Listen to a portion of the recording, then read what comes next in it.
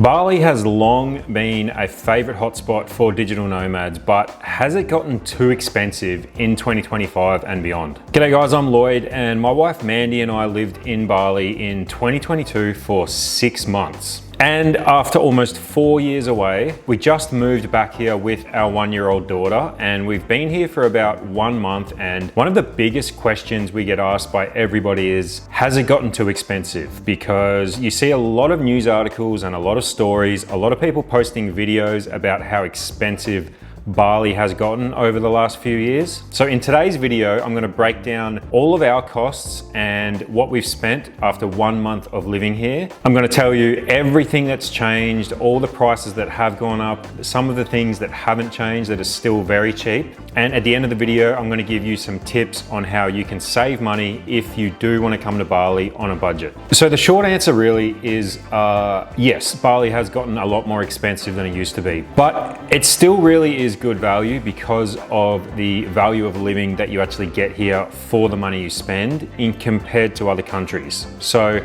I'll get straight to it.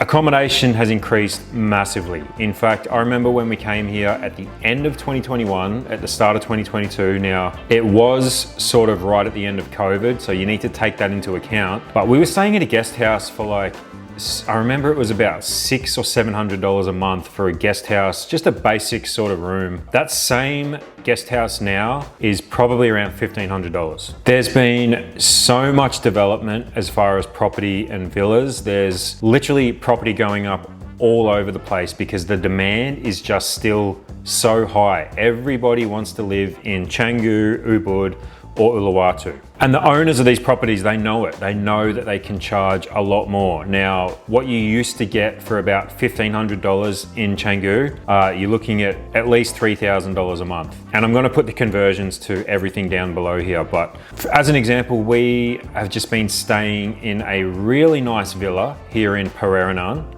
It's close to the beach. It's about a 5-minute motorbike ride. It's got a pool. It's 2 bedrooms, 2 bathrooms. It's very new. It's about 2 or 3 years old. It's in a really good location. As I said, there's a gym right across the road. And we're paying 40 million IDR per month, which is roughly $2,500 US. Now, that may seem like a lot, but when you actually take into account everything that this villa offers, like it's probably at the higher end of villas here in Canggu. You can get villas a lot cheaper if you're willing to be a bit further away from the action or a bit further away from the beach. Maybe you're willing to give up some comforts, like we get included with our rent. We get housekeeping included, as well as pool maintenance, and it also has a washer and dryer, which is huge because we have a baby, so we're pretty much doing washing like every day. But so yeah, accommodation in general, you're probably paying double what you would have 3 years ago, which is a shame because Bali used to give such great value all around. That's the whole reason we moved here. We came here because we wanted to build our online business and reduce our cost of living significantly, but unfortunately, it seems like everywhere in the world, it's just getting more and more expensive to live, and Bali's no different. But so, because we're a family and we're obviously renting a slightly bigger villa, if you're a single person or even just a couple that doesn't have children, you could easily get away with a 1-bedroom villa, and you're probably looking at around 25 to 30 million per month if you want to be in a good area. And if you're willing to drive a little bit further, you could probably drop that up to around 20 million per month. And as I mentioned earlier, there's still guest houses where you can pay around 15 million for a guest house room, which is quite good value. But honestly, outside of accommodation, we haven't really noticed prices have gone up too much. Like scooter rentals are still really cheap here. It has gone up a little bit. I remember paying around about 1.3 million a month for an NMAX scooter, and now it's about 1.8. So that's definitely gone up a little bit, but compared to Thailand and other places like the Philippines, Mexico, scooter rentals still really cheap. And getting around in general, like Grab taxis, hasn't changed. It still costs barely anything to jump in a Grab taxi or on the back of a Grab motorbike and get anywhere. Like if you want to go from Canggu to Uluwatu, for example, you're looking at only about 300,000 Rupiah. So it's really cheap to get around still. Very good value. As for food and eating out, I would say there's definitely like more trendy hotspots and they charge a little bit extra, but when you're comparing like prices to Australia and Canada and the US and places in Europe, it's still like a third of the price. It's so cheap to go out, even in a nice restaurant. We go out to eat a few times a week and we mix it up. Sometimes we go to local warongs, which is ridiculously cheap. Like we'll pay about 100,000 for all of us to eat, which is like $7 or something with a drink. And then sometimes if we want to go a little bit on the higher end, like not a fancy restaurant or anything like that, but maybe we feel like getting Mexican or sushi or Greek food or something, like the bill usually with a couple of drinks is 300,000 to 400,000,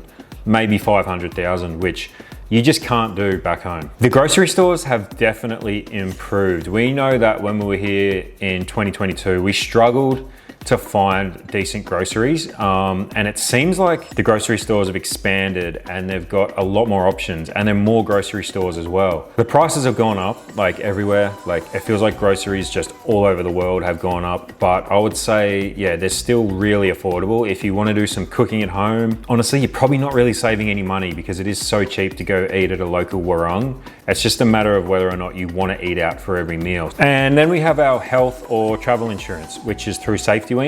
Mandy and I pay a combined $112 per month for our SafetyWing insurance, and that covers all three of us, including our daughter. If any of us need to go to the hospital or to the doctor or anything like that, we're completely covered. And that's honestly one of the biggest, I feel like, hesitations for people, especially from Australia and Canada and even Europe, because like we have a sort of a socialized healthcare system where you get free healthcare, and people are pretty hesitant to go and live somewhere like Bali because you're giving up free healthcare. But in my honest opinion, having lived in Australia and Canada for a long time and then spent time in Bali, I can tell you right now, the healthcare system isn't the best in Canada or Australia. Like I have family members who have had to wait months and months just to get booked in for like a simple scan. And this is the same in a lot of countries. In Bali, yes, you do have to pay for your own healthcare, but you can walk into a hospital or a clinic with pretty much any problem and they're gonna treat you right away. And because we're covered by our travel insurance, we get reimbursed for any costs that we have as far as any health issues go. So we use the SafetyWing Nomad Essential Plan, which is about $56 each for me and Mandy. And that fits us perfectly because we can travel anywhere all over the world and still be covered. So even if we stay here in Bali, we just keep our plan. And if we need a trip to the doctor or anything like that, we're reimbursed pretty much instantly. We actually both got dengue fever the first time we came here. Like the first week we were here, we both got dengue, and we were in a really bad shape actually. We had to get nurses around to the guest house we were staying in for like 10 days straight. Both of us couldn't get out of bed. We had to do daily blood tests and IVs, and it was looking pretty bad. And it wasn't a good start to our trip, and it kind of scared us a little bit because the doctor's bills were racking up. We literally had like 3 nurses coming to our room every single day for 10 days, which was a couple $1,000s. And it's not how you want to spend your first month in Bali, but SafetyWing covered us. They covered every single bit of it and reimbursed us within 30 days. But if you're super worried about the healthcare system and getting sick, I'd probably recommend bumping up to the SafetyWing Nomad Complete plan because it's more like a private health insurance. It even covers you for things like maternity. So we were on this plan when we were in Thailand, and it covered Mandy's entire pregnancy as well as postpartum and everything like that. And yeah, you can add 1 child per member under the age of 10 and they're completely covered. So if the health system's something you're super worried about here and you want to include it into your budget, it's not expensive to be covered by SafetyWing. And if you have to go to the doctor or a hospital, God forbid, you're completely covered. If you want to check them out, we'll leave a link down below in the pinned comment as well as in the description. And it's an affiliate code as well. So if you do use their link, you'll be helping our channel out. And then when it comes to wellness, so like gyms and massages and stuff like that, gyms have always been, I would say, a little bit more expensive here than in some other places. But the gyms are amazing, like they're epic. They have things like ice baths and saunas. Even the yoga studios have like recovery zones in them, as well as like the MMA gyms. They all have ice baths and saunas and stuff. And although you probably will end up paying about $2 million a month for a really, really good membership, you're gonna get a lot of bang for your buck. And the gym I go to, it's only $1 million for 1 month, and it's really, really good. So you can go on the cheaper end as well. So yes, the price has gone up significantly when it comes to rent and accommodation, but everything else I feel like is still extremely reasonable. And for us, the equation here isn't just price, it's what you get back in both time, lifestyle, support, and just comfort. So like, for example, we have a nanny here. We never could have afforded a nanny back home. We pay about $100,000 per hour for a nanny. We also have housekeeping, and we can get our groceries and food and everything delivered so that we can focus on the important things like working, and obviously being with our daughter. And yes, there's a lot of traffic, especially here in Canggu, which can be really frustrating, but you can avoid that by getting stuff delivered to you or just timing it so you're not going out during peak hours, which is kind of what we do. But honestly, even though it's so busy here, we absolutely love it because there's just such a good creative vibe here. Like, everybody's kind of creating something, whether it's a business, it just feels like there's such a creator community here. And paying a little bit extra for accommodation feels like it's worth it. Mandy and I like to sit down once a week and go through everything, kind of like a work business slash marriage meeting, and we go through all of our expenses and what we're spending, just so that we know like if things are getting out of control, or if we're spending too much here or there, or if we have some spare money that we can be investing. And so for that reason, I'm able to share with you guys a pretty good idea of what we've spent during our first month here in Canggu. So first of all, our rent. As I said, it's 40 million Indonesian rupiah per month, which is a little expensive, but you can obviously go a lot cheaper than that. Our nanny, we've spent just under 6 million Indonesian rupiah for 60 hours for the month. So that's 15 hours per week. We just get her around 3 days a week. They usually do 5-hour minimum. And she's really nice. She's amazing. Mandy's yoga membership is about 1.2 million IDR. My jiu-jitsu membership is 2 million IDR. And then I also have a gym, which is like right across the road that I go to for recovery and weights and stuff like that, and that's 1 million IDR. Now this villa, and this is pretty common, doesn't actually include electricity. You just pay as you go. So there's a meter and you can see when it's starting to run low, and you have to go and top it up at the store, or you can just send money to the landlord sometimes. We've kept track of how much we've spent, and it's just under 3 million Indonesian rupiah for the month. So it's not too bad. It's pretty much the same as what we're paying in Thailand. Our scooter was 1.8 million for the month, which is an NMAX. It's kind of like on the bigger side of scooters.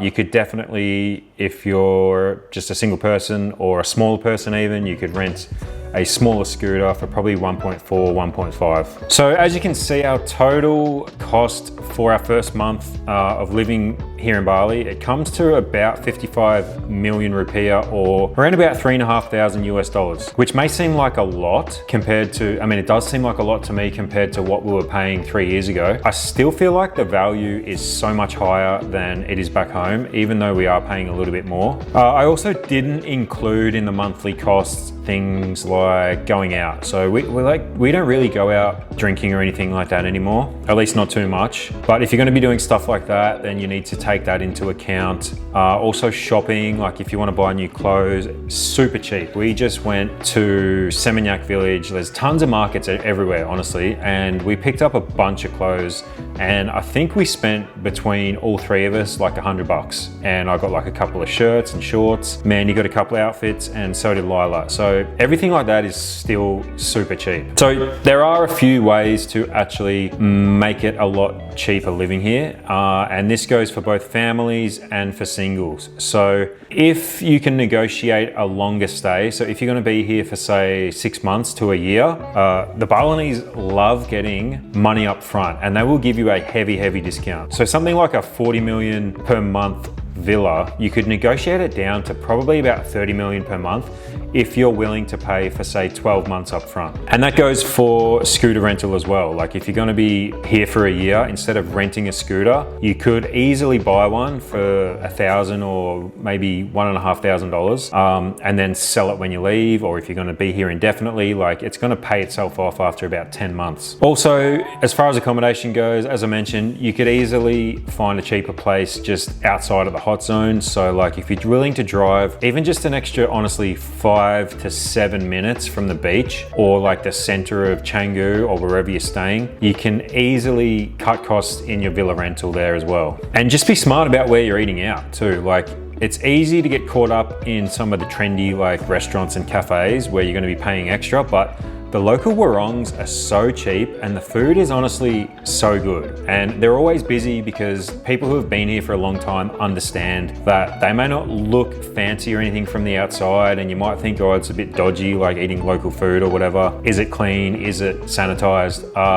We haven't had any issues, and honestly, the food's amazing and you pay barely anything to eat out. So if you're going to be spending a little bit extra on accommodation, you can definitely save a lot of money by eating locally. And then yeah, cooking breakfast or a couple of meals at home, not going out partying too much, you can save a lot of money. And then with gyms and things like yoga, you can get like punch cards, which we find always works out to be a bit cheaper, because every time we join something for say 1 month, something comes up and you miss a few classes and then it seems like you're paying more. Whereas if you get a punch card, you know exactly how much you're paying for each time you go to say yoga. So if you are a digital nomad or a creator or just a remote worker who values community, nature and convenience, Bali still makes a ton of sense and is still extremely valuable in our opinion, even with higher rent. Like if you want a really nice villa and you're willing to pay extra for it, we think it's worth it. And with our 1-year-old, we feel really comfortable here. Like we've already found a couple of restaurants that are really, really nice to take her to, where the staff like look after her and play with her. Obviously we have mentioned already that we have access to a nanny, and then there's tons of